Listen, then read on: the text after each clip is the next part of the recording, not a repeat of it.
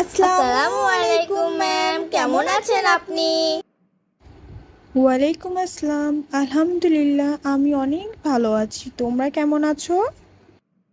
আলহামদুলিল্লাহ, আল্লাহর রহমতে আমরা সবাই অনেক ভালো আছি।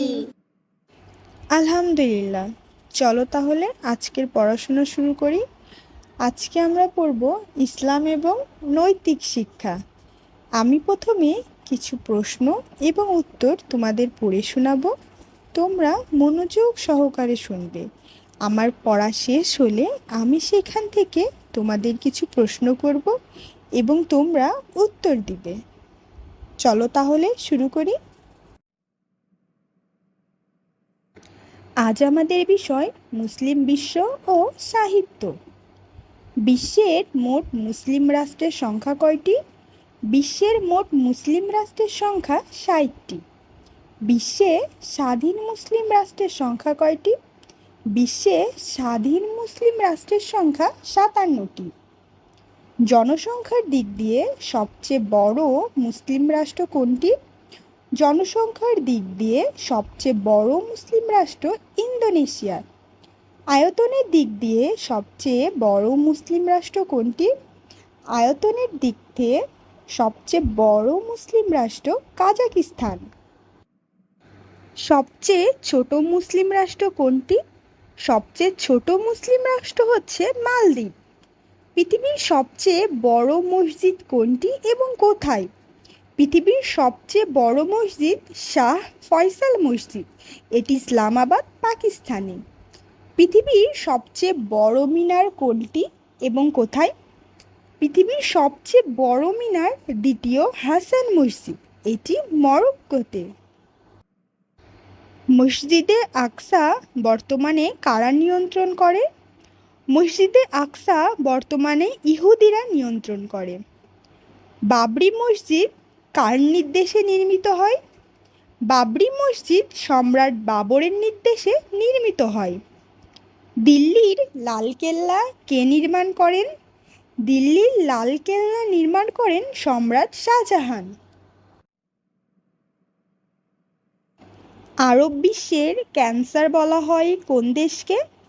আরব বিশ্বের ক্যান্সার বলা হয় ইসরায়েলকে। মসজিদে আকসা কোন দেশে অবস্থিত? মসজিদে আকসা ফিলিস্তিনে অবস্থিত। রাসূল সাল্লাল্লাহু আলাইহি ওয়াসাল্লামের নির্মিত প্রথম শিক্ষা প্রতিষ্ঠান কোনটি? রাসূল সাল্লাল্লাহু আলাইহি ওয়াসাল্লামের নির্মিত প্রথম শিক্ষা প্রতিষ্ঠান দারুল আরকাম। চিকিৎসা শাস্ত্রের জনক কে? চিকিৎসা শাস্ত্রের জনক আলী ইবনে সিনা। রসায়ন শাস্ত্রের জনক কে? রসায়ন শাস্ত্রের জনক জাবির ইবনে হায়ান। বিশ্বখ্যাত মুসলিম পর্যটক কে ছিলেন? বিশ্বখ্যাত মুসলিম পর্যটক ছিলেন ইবনে বতুতা। মুসলিমদের উৎসবের দিন কোনটি? মুসলিমদের উৎসবের দিন ঈদ। বছরে ঈদ কয়টি ও কি কি? বছরে ঈদ দুইটি, ঈদুল ফিতর ও ঈদুল আজহা। ঈদুল ফিতর কবে হয়? ঈদুল ফিতর শাওয়াল মাসের ১ তারিখে হয়। ঈদুল আজহা কবে হয়? ঈদুল আজহা জিলহজ মাসের ১০ তারিখে হয়। আশুরার দিন কবে? আশুরার দিন মুহররমের ১০ তারিখে। মহানবী হজরত মুহাম্মদ সাল্লাল্লাহু আলাইহি ওয়াসাল্লাম কাকে জুলফিকার নামক তরবারি দিয়েছিলেন? হজরত মুহাম্মদ সাল্লাল্লাহু আলাইহি ওয়াসাল্লাম আলী রাদিয়াল্লাহু তাআলা আনহাকে জুলফিকার নামক তরবারি দিয়েছিলেন। সর্বপ্রথম কোন মুসলিম সেনাপতি ভারত জয় করেন? সর্বপ্রথম মুহাম্মদ বিন কাসেম ভারত জয় করেন। স্পেন বিজেতা মুসলিম সেনাপতি কে ছিলেন? স্পেন বিজেতা মুসলিম সেনাপতি ছিলেন তারিক বিন জিয়াদ। বাংলাদেশে মুসলিম রাজত্ব প্রতিষ্ঠা করেন কে? বাংলাদেশে মুসলিম রাজত্ব প্রতিষ্ঠা করেন ইখতিয়ার উদ্দিন মোহাম্মদ বিন বখতিয়ার খলজি। তোমরা কি সবাই আমার পড়া বুঝতে পেরেছো? জি ম্যাম, আমরা আপনার পড়া বুঝতে পেরেছি। ঠিক আছে, তাহলে এবার আমি তোমাদের সবাইকে একে একে প্রশ্ন জিজ্ঞাসা করব। স্নিগ্ধা, তুমি বলো বিশ্বে মোট মুসলিম রাষ্ট্রের সংখ্যা কয়টি?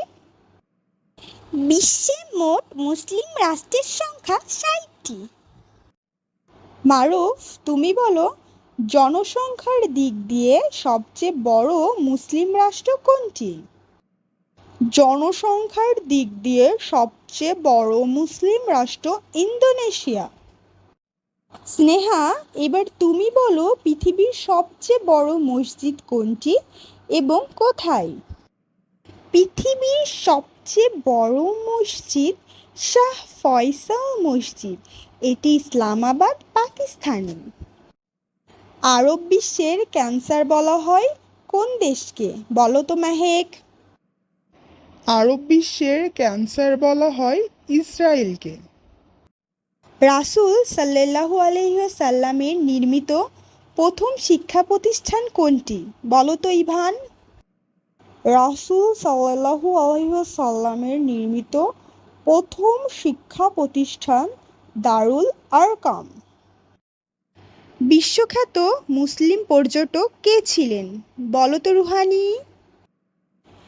বিশ্বখ্যাত মুসলিম পর্যটক ছিলেন ইবনে বতুতা।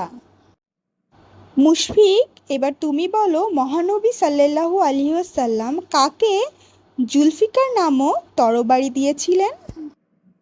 মহানবী সাল্লাল্লাহু আলাইহি ওয়াসাল্লাম আলী রাদিয়াল্লাহু তাআলা আনহাকে জুলফিকার নামক তরবারি দিয়েছিলেন। ওয়াহিদ, এবার তুমি বলো বাংলাদেশে মুসলিম রাজত্ব প্রতিষ্ঠা করেন কে? বাংলাদেশে মুসলিম রাজত্ব প্রতিষ্ঠা করেন ইখতিয়ার উদ্দিন মোহাম্মদ বিন বখতিয়ার খলজি। মাশাআল্লাহ, তোমরা সবাই অনেক ভালো উত্তর দিতে পেরেছো। আর আজকের পড়া থেকে আমরা কি শিখলাম?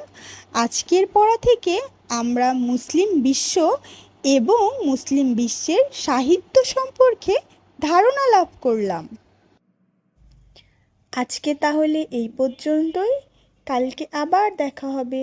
তোমরা ভালো থাকবে, সুস্থ থাকবে। আল্লাহ হাফেজ।